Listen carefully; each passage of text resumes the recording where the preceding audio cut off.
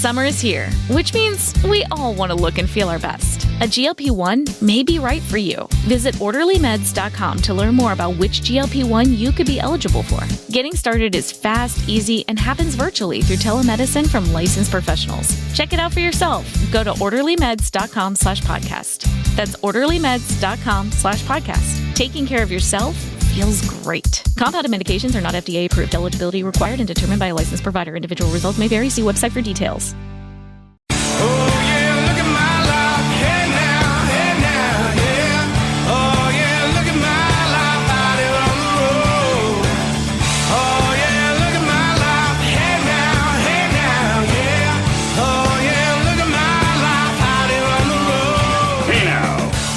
Hey now. How you doing, friends? Welcome to Scott Fox After 9. I hope you had a fantastic weekend. Spain is the World Cup champions. Okay. Congratulations to the folks over at FanDuel who now have a decent amount of my money. I had Messi as an anytime goal scorer and Argentina to win it anytime outside of regulation. And that didn't go very well either, did it? So hopefully you folks at FanDuel are bringing in some pizzas or something like that. All of them, not just them. I mean, Point Streak and DraftKings. I have a feeling the gambling companies made a lot of money this weekend. How come they don't release those stats? How come I can go into the app and see lifetime how much I've won and lost? How come we can't know about the gaming companies, how much they're up? I think that would be relevant information considering our airwaves are bombarded with advertisements for gambling companies. Anyway, Spain are the winners. On this episode, I am going to do some listener DMs, but not all of them. Let me tell you why. Friday was supposed to be listener DMs, but that got preempted by Donald Trump's speech. So I tried to translate that. And to some people, I know that probably came off as me defending Donald Trump. And there's a lot of people who just don't like Donald Trump. I'm sure you're not surprised to hear that. So anyway, I feel like I'm in an awkward spot again because today I'm going to sound like I'm defending Donald Trump. I'm not defending Donald Trump. He made some comments over the weekend about Canada, and I'm going to play those for you coming up in just a few minutes. This is mainly related to our wildfire situation and the fact that smoke from our wildfires is drifting into American airspace, and it's becoming inconvenient for them. So that's the main topic here. And I know there's a lot of people that are hopping mad. Man, it comes from Donald Trump, and people are instantly opposed. I saw the opposition. I saw the hatred on the weekend. I was golfing with my dad on Friday when the initial comments were made, and even he said, "That son of a bitch, Trump." So, you know, I get it. I get it. People don't like Donald Trump. Before I get into this, I want to make it clear. I'm not defending Donald Trump or his antics or anything like that in this episode, okay? I'm not defending the president. What I am going to do, though, is I'm going to point out a little bit of hypocrisy on the part of Canadians because I think we should all want our government to do a little bit better at forest fire prevention and mitigation because, frankly, this is unacceptable. Again, forest fires burning across Canada. Again, we've got to have this debate about where's the water bombers? When are they coming? Oh, apparently they won't be ready until 2031. Well, that's not helping anything.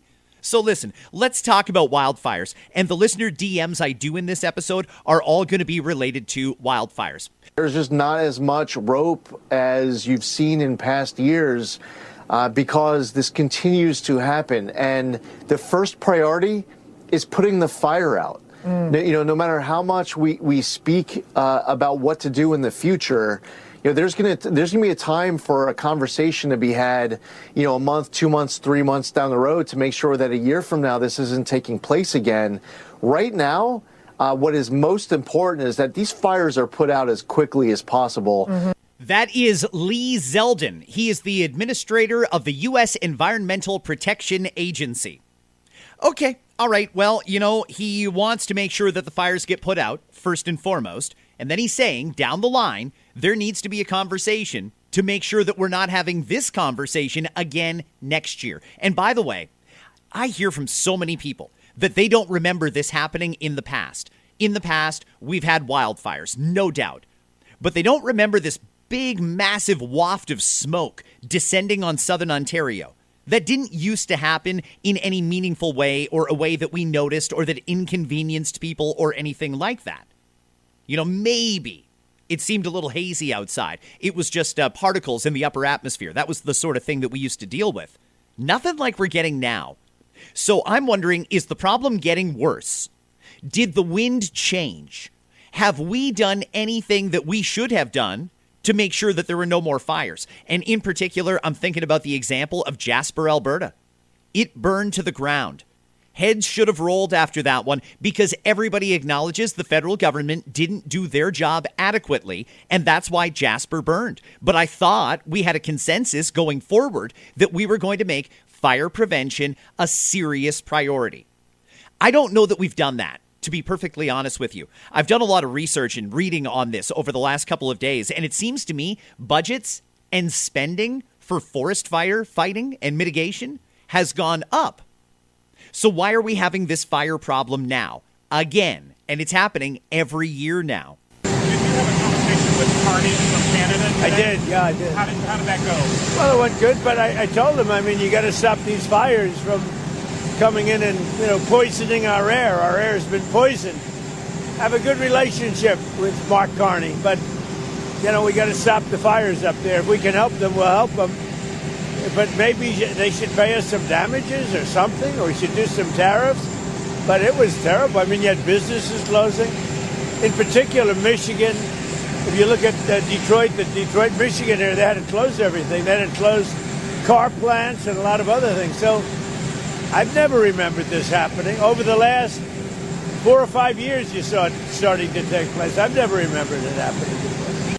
Okay, that coming from U.S. President Donald Trump. Feel however you want to feel about Donald Trump. The part that I think we should be focused on here is why this keeps happening. Hey, listen, if a forest fire gets out of control and some smoke blows over the border, there's nothing we can do about that. And frankly, patronizing us about it during the emergency, that's not helpful, Mr. President. And by the way, we weren't the target audience for that. He was talking to Americans who are wondering what the hell is going on. Let me give you a parallel example, if I could. It was, I think, 2 summers ago, the summer 2024. We had a lot of wildfire smoke blowing into southern Ontario that came from the prairie provinces. And I remember there was a conversation happening in southern Ontario at the time. Get those fires under control. You're inconveniencing our air now with your wildfires, Alberta and Saskatchewan, Manitoba. Okay, well, now the fires are in Ontario. And it's really blowing down into the States. Can you really blame the average American for wondering why they're being inconvenienced because of our wildfire problem? And maybe we should call it what it is. I just said it. It's a wildfire problem. This is a chronic thing. It's happening every year, and it seems to be getting worse. So far this year in Ontario, more forest has burned than in all of last year. So it's hitting Ontario this year. Okay, all right. What did we do to prevent that? We know there's techniques. You can clean up all the loose stuff around the base of trees in forests. If you've got the manpower to do it, great.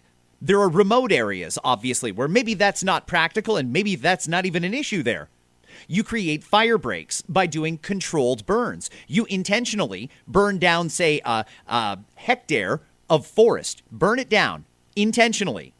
Because if an actual wildfire starts, the stuff that's already burned isn't going to burn again. That stops the fire from spreading.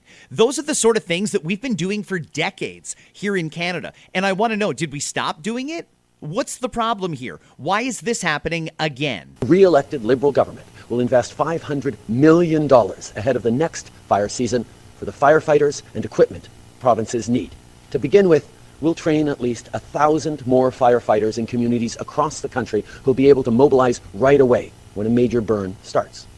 The other way we'll keep communities safe is by investing hundreds of millions of dollars more for provinces to buy firefighting equipment, from water bombers to helicopters to other critical rescue supply. That was Justin Trudeau in 2021. Please don't forget, this is not a brand new issue. We've been talking about this every year in Canada for years. That was Trudeau in 2021 saying that a re-elected Liberal government would spend what we have to spend to solve the problem. Well, they did. We did re-elect that Liberal government, and the problem is worse than it was. So, come on. Did we really do all that we could do to try and prevent this? I don't think. This is just speculation on my part. I'm not in the Americans' heads. But I do know some Americans who are wondering what the hell's going on with the smoke coming down here from Canada. I think the average person is asking, did Canada do enough? If this was an isolated incident, no problem. We understand it happens. But when it's every year, people are starting to ask questions. I don't think that we should just hold our nose in the air and say, those damn Americans, we were there for them in L.A. Yeah, sure we were. And yeah, their smoke was blowing our way. It was very inconvenient. But the LA fires are not a chronic thing that affects our air quality, making it the worst air on Earth on an ongoing basis annually. That was a one-off thing. LA can only burn once, I suppose. Listen, I'm just saying there's another side of the story here. And you know what? It's easy to get very, very angry with President Trump. And I don't blame you for disliking the guy. But at the end of the day, we should all want what President Trump is suggesting for us to get the forest fire problem under control. Now, I do believe, since the president has made his comments, that now we are taking this very, very seriously in Canada. Before I get to the Canadian response, that'll be Prime Minister Carney and Premier Doug Ford. Before I get to them, let's hear from the U.S. ambassador. Sometimes Pete Hoekstra is a pretty good translator for what the president is trying to say. Here is Pete Hoekstra talking to Global News about the forest fires and trying to clarify what the president means. You know, it's having a major impact. In Michigan, businesses are closing because they don't feel it's safe for their workers to go into work. What the president is seeing and is assessing that this is something that could have been addressed. But what we want to do is we want to make, we don't want to make this a persistent problem. 4 years in a row is 3 too many, okay? We've experienced this now. Let's develop a strategy. Let's apply the resources so that in 2027, we're not sitting across the table from each other one more time saying, oh, God, here we are again. Let's fix this. U.S. Ambassador Pete Hoekstra. I want the forest fire problem solved, too. I agree. We shouldn't be having this conversation next summer. Next summer, we should be dealing with anything that pops up randomly. And yeah, they can absolutely pop up randomly, for sure. But we need to be able to look in the mirror and say we did everything we had to do to try and prevent this. And when it did start, we had an army of people taking care of it and tackling it before it spread too far. That's what we should be saying next summer. But we said that last year, and we said that the year before. When are we going to take a little bit of action and try and get this problem solved? On this is to bring Canadian officials to potentially testify in front of Congress and potentially testify in state legislatures, or at least come to Congress or to different legislatures and explain the complexity of the problem, because the forest fires in Canada are different than what we experience in the United States. If the pollution is so bad that it's dangerous to the players or it's dangerous to the fans, the first person to say don't hold the game will be the President of the United States. Okay, we're not going to jeopardize the health and well-being of the players or from people around the world, by sending them to a game that is in unsafe conditions. Yeah, imagine that if they had to postpone the World Cup finale because the air quality was so bad because of wildfire smoke blowing down from Canada. It's that's what the ambassador says. And I thought he put it a little more eloquently than the president did. But either way, that's the American perspective on this. They want to get it done. They're offering to help, but they're saying, let's not have this conversation again next year. Take the president out of that, and I think most Canadians would agree with that sentiment. Nobody likes the Americans interfering in Canadian affairs. I get that. Take them out of the equation. we should all agree our government needs to do better. Let me get to a listener DM. This one is from Jeff. Hey, Scott, loving the pod every day. Just a quick question. With all of this wildfire smoke, the sun during the day is an orange ball in the sky, and it's not very bright at all. It's more like the moon you see during the day, but it's orange and not white. Do you think it's safe to look at that for any prolonged period?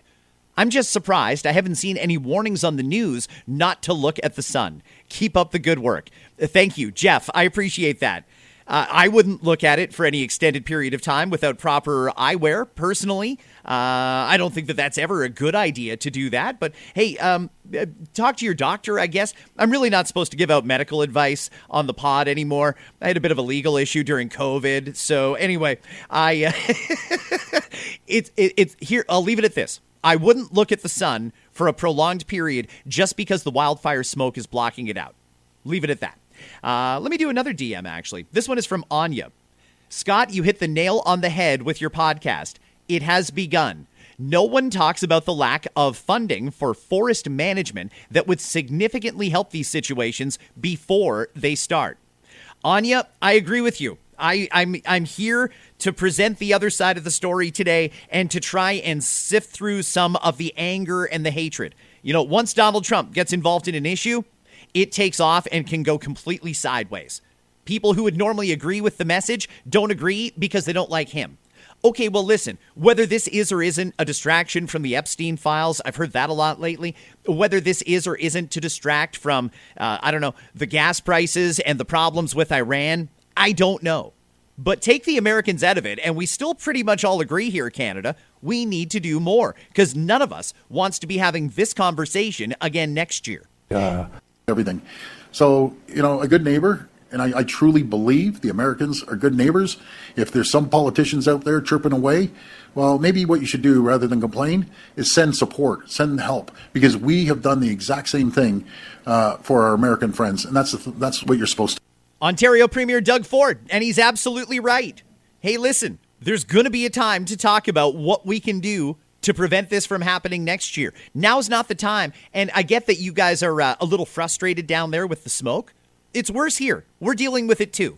So be part of the solution, not part of the problem. Summer is here, which means we all want to look and feel our best. A GLP-1 may be right for you. Visit orderlymeds.com to learn more about which GLP-1 you could be eligible for. Getting started is fast, easy, and happens virtually through telemedicine from licensed professionals. Check it out for yourself. Go to orderlymeds.com/podcast. That's orderlymeds.com/podcast. Taking care of yourself feels great. Compounded medications are not FDA approved. Eligibility required and determined by a licensed provider. Individual results may vary. See website for details. What do you say to elected officials in the U.S. who are asking Canada to do more to avoid that the north of the U.S. every year sees the smoke from the wildfires? We need a contribution from the Americans in the fight against climate change. And I'll give you one example. Now we're putting the emphasis on investments in clean energy. In the U.S., there are now prohibitions. They're against clean energy. For example, wind energy. That's one example. Second, Canada is maintaining its efforts globally, and the U.S. are reducing their efforts globally. So, yes, climate change is everyone's responsibility. Truly everybody, including the U.S. Prime Minister Mark Carney speaking through a translator there, saying that the forest fires are burning because of climate change. I'll be honest with you, I don't understand that argument. I really don't. I mean, if it's directly about dry conditions, there's been dozens and dozens and dozens of dry summers on record.